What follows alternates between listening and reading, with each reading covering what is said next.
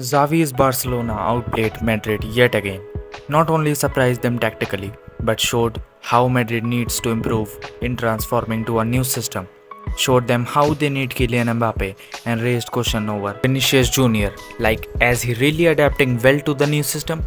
Let's take a look at it what both managers did. Talking about Xavi's Barcelona, Barcelona on paper started a 4-3-3, which was a complete lie.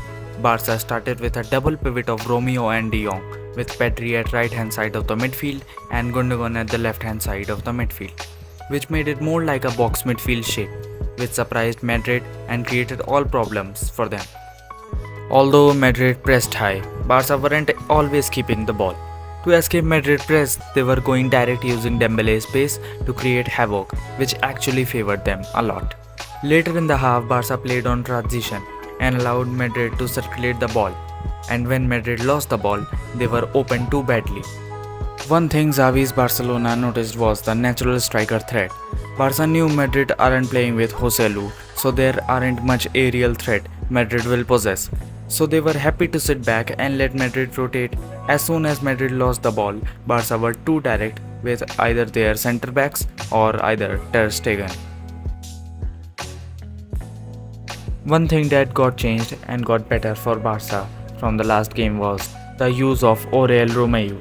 If you see from last game, Romeu played as a lone pivot. Sometimes Pedri dropped and helped, but he was a lone pivot, which doesn't signify and bring out his full potential, as Barca were operating with Pedri only controlling, no direct control of the game from Romeu. But in this game, he was a double pivot with De Jong. De Jong was circulating the ball alongside Romeu, which involved him more. De Jong was controlling the tempo while Romeu had a role to move it more forward. In simple words, De Jong would drop deep and Romeu would advance to get to his best. For some context of the Ancelotti's new system, Ancelotti used the 4-4-2 against the United. In the build-up, Camavinga and Tchouaméni formed double pivot, which helped them to escape United press, and also helped Fran Garcia to exploit that left wing space.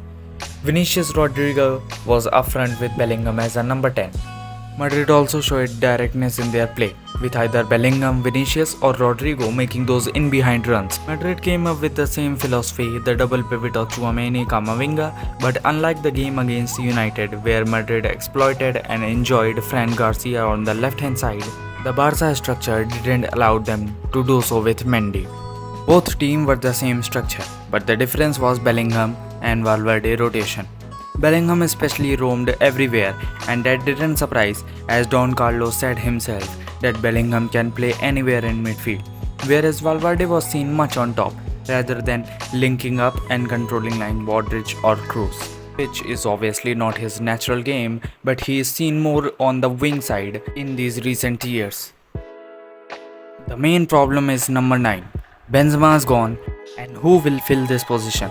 And whatever you make of this statement, it was clearly seen that Madrid needs a number 9 who is proper Benzema replacement, and Kylian Mbappe is the upgrade of Benzema, because Ancelotti may say that Vinicius is adapting, but Vinicius probably will like to roam freely on that left hand side, and was clearly seen in the game as Joselu comes on and Vinicius started his best play at the left. But what did you make of the game? Comment below.